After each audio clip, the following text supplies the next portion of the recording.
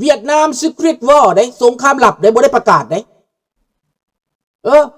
สงครามญาติแย่งระวังคือกันกับยูเครนคู่มือนี่นะอเมริกากับรัสเซียบ่ได้ตีกันโดยตรงนะเขาเว้ากันอยู่เขาเจรจากันอยู่บ่ได้ตีกันโดยตรงเนาะเห็นบ่แต่ว่ารัสเซียก็แทรกแซงทำลายอเมริกาอยู่จังซั่นแหละดังนั้นพวกคนสัวคือไกสอนคือคำไตคือนูหักคือสมานวิยาเกตพวกที่เป็นแก้วสั่นไปและก็พวกหัวเอียงซ้ายที่อยากได้ที่อยากเป็นแก้วเห็นบ่พวกอยากเป็นแก้วนี่นะพวกหลงทางนี่นะหลายคนแบบสุพรรณวงศ์นี่แหละแล้วก็สุวรรณภูมิก็เอียงน้องซ้ายตัวเองอีกกีดกันตลอดแบ่งแยกกองทัพกับเป็นไผแบ่งแยกกองทัพส่วนนานี่เป็นทูตอยู่เมืองฝรั่งเศสตอน1960เฮ็ดหยังข้าพเจ้ายังน้อยประมาณ8 ปีมั้ง9 ปีนี่แหละข้าพเจ้าจื้ออยู่คนลาวตายเป็นมันบ่ได้เล่าบ่มันอยู่มันเอาปืนมันเอาคนมาซอยอันกองแร่นี่นะเอาขวดและลาวแดงมาซอยกองแร่นี่นะฆ่าคนลาวในเวียงจันทน์ตายกองลีลอนอยู่พี่น้องเหตุการณ์ปฏิวัติคนตายกองลีลอนได้นับบ่600บ่ได้แม่น600ได้พี่น้องเอ้ยตายกว่านั้นพี่น้องแล้วมันจูดขัวจูดทางมันลัดยิงรถตลอดมา20 ปีมันตายเท่าใดแหละเจ้าว่ะมันเอาคนแขวงเสียงขวางไปฆ่าตายหลายพันใดจนแตกหนีเบิดคนไทยเสียงขวางไทยสำเหนือนั่น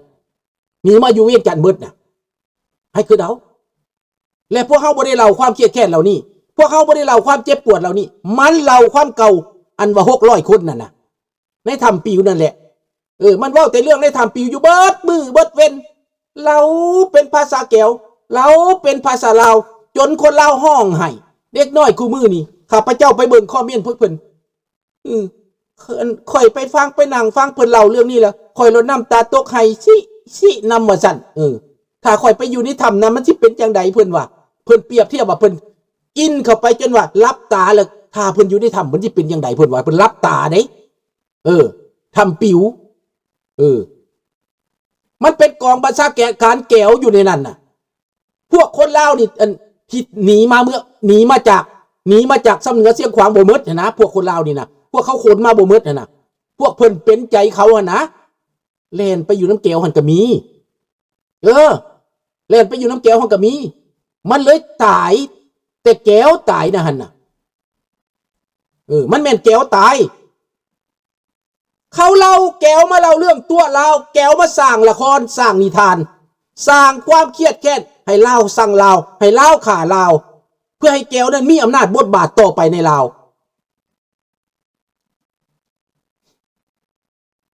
เห็นบ่ล่ะ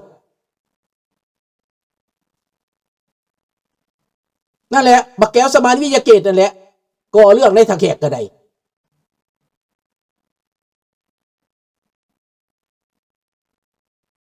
มันเป็นแบบนั้นแหละ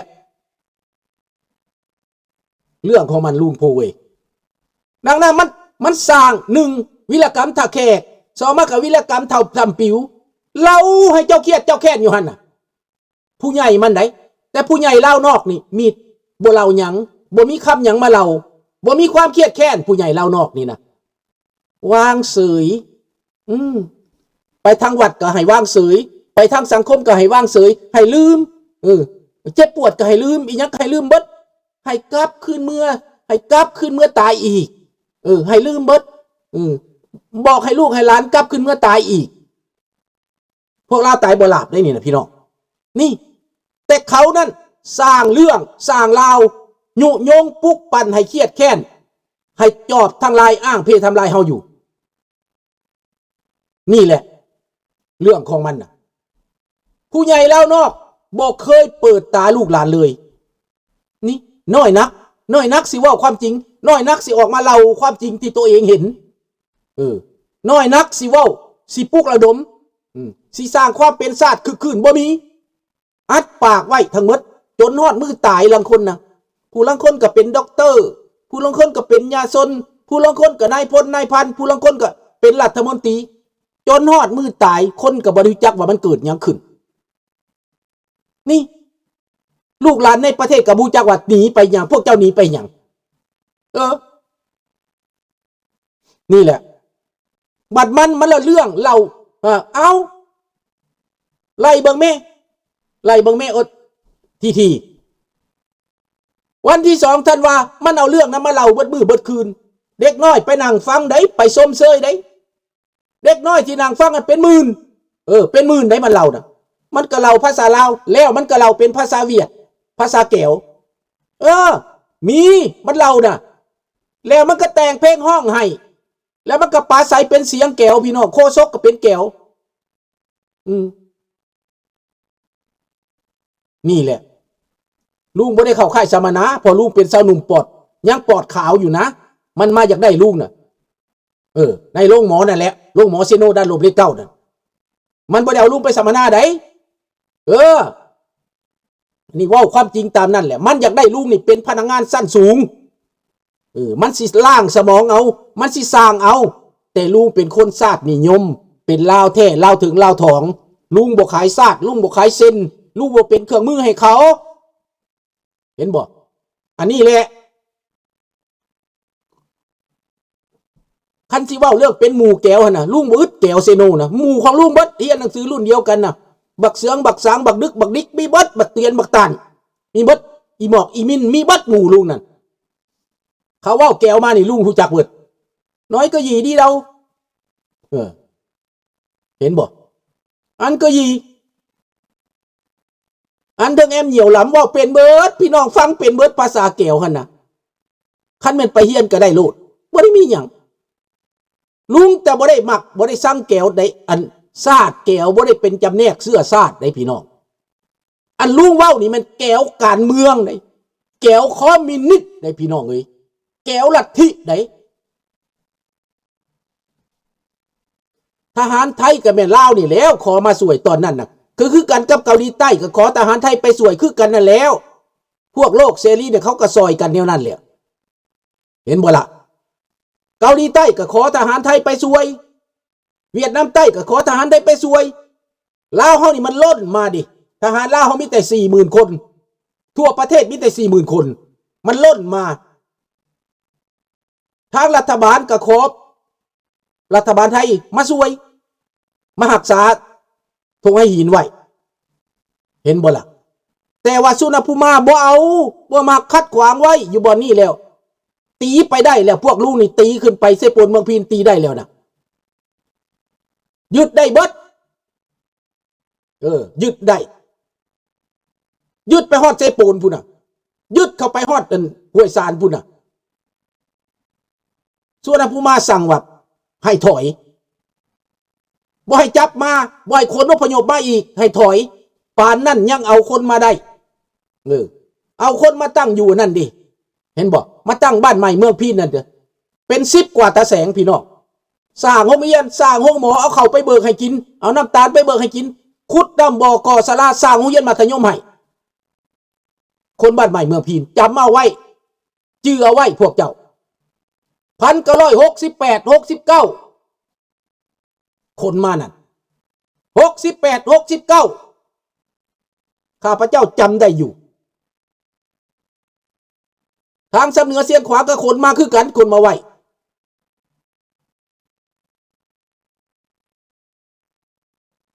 มันผิดพลาดสมัยฝรั่งเศสร่วมมือแก้วปลดปล่อยอินโดจีนอันนั้นมันก็บ่ได้เกี่ยวกันกับเฮาปานใดดอกฝรั่งเขาก็หนีไปแล้วสมัยตะกี้มันสมัยล่าหัวเมืองขึ้นเขาก็หนีไปแล้วเขาปะแล้วมันบ่ได้ผิดพลาดอีหยังเรื่องแก้วก็เป็นเรื่องแก้วมันที่ว่าเฮาไปหลงเขาตอนท้ายนี่นะ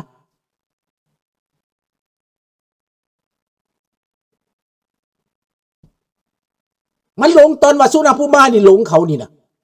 หลงที่ว่ากีดขวางอเมริกาบ่ให้ตั้งฐานทัพในลาวนี่นะถ้าอเมริกาให้ถ้าเป็นสุนภูมาให้อเมริกาตั้งฐานทัพในลาวน่ะเวียดนามใต้ก็บ่เสียเขมรก็บ่เสียเห็นบ่เพราะตอนนั้นจีนก็บ่ได้พอใจแก้วปานใดเด้ดังนั้นอเมริกากับจีนนี่เขาบอกกันอยู่ในตอนนั้นเด้อเพราะอเมริกากับจีนยังมีหนี้บุญคุณกันตอนว่าสงครามโลกครั้งที่2อเมริกาซอยจีนทำลายญี่ปุ่นนี่ ดังนั้นอเมริกาซอยเกาหลีใต้อเมริกาซอยจีนทำลายญี่ปุ่นเพราะว่าญี่ปุ่นลุกลานเบิดแถวนั้นญี่ปุ่นทำลายอเมริกาผิดพลาดบนทำลายอเมริกาเห็นบ่เอายศมายิงใส่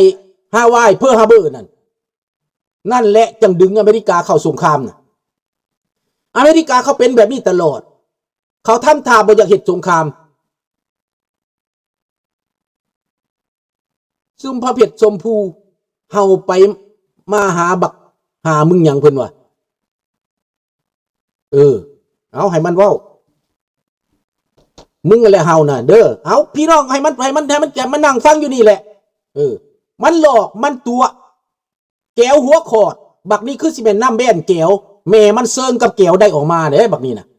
มันแก้วหัวขอดวันชาติลาวต้องเอาแก้วมาเฮต้องเอาผู้นำแก้วมาเฮรัฐบาลแก้วมาเฮนายกแก้วมาเฮพี่น้องว้าวภาษาแก้วเล่าเรื่องเก่าทำปิวพี่น้องและคนลาวที่มันขาหลังจากว่าสันติภาพส่วนนั้นผู้มาบอกแล้วนะว่าให้รักษาสันติภาพไว้ทุกแก่งฟังเก่าคักๆเด้อและสันติภาพพ่อสันติภาพแม่มึงอยู่ไสล่ะอยู่ไสสันติภาพสบายดีน้องรัตดาวรมันบอกให้รักษาสันติภาพสุดท้ายบักสุนวงศ์ก็ตายห่าสุพรรณวงศ์ตายห่าสุพรรณวงศ์ตายมาพาแล้วลูกก็บ่ได้อยู่ไปอยู่นิวซีแลนด์พุ่นพี่น้องเห็นบ่ลูกก็ตายมาพาเบิดบ่มีอำนาจเพื่อนฝูงของสุพรรณวงศ์ถูกล่างโคตรเบิดแล้วเป็นหยังบักสุภามิตรบักนี่ชื่อว่าสุภาพนี่ข้าพเจ้าว่าเป็นแก้วเลยนี่นะสุภาพเพชรชมพูนี่นะบักนี่แก้วสุภาพเพชรชมพูนี่นะข้าสมมติเขียนแบบนี้ดอกพี่น้องบักแก้วหัวขอดเห็นบ่ล่ะดิดแม่ใหม่มันนี่นะดีเจสันเดียนกึดดี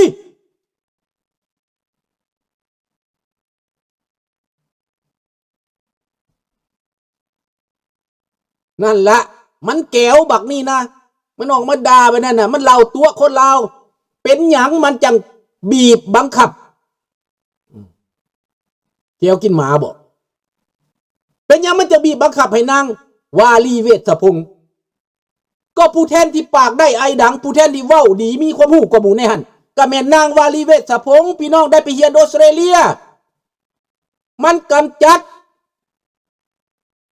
มันบอกให้มีลาวในสภาต่อไปมันจะให้มีแต่แก้วติมันจะให้มีแต่คนแก้วมันจะเฮ็ดแบบเดียวมันจะให้คนต่างชาติมีบทบาททางการเมืองในสภานั่นน่ะคนลาวนี่ให้มันก้มหัวอยู่เห็นบ่ล่ะลุงกล้าเงินกับจีบที่มีหุกไก่สอนบ่เอาลุงเอาเสร็จก้นไหนเจมลุงจีกถิ่มก้นลุงก็บ่เสร็จจีกถิ่มไผมาให้ลุงก็บ่เอามีคนเอามาแต่เมืองลาวเอาเห็ดยังก็พับเป็นเงินเป็นนั่นเป็นขันน่ะเอาเห็ดขันเอามาต้อนลุงมาแล้วลุงก็เอาน้ำมันคิวใส่จูดถิ่มเลยนะอย่าเอามาให้ข่อยบ่ใส่เด็ดขาดพี่น้องข้าพเจ้าจะบ่ใส่เด็ดขาดเงินหมาซีแม่นี่นะข้าพเจ้าบ่ใส่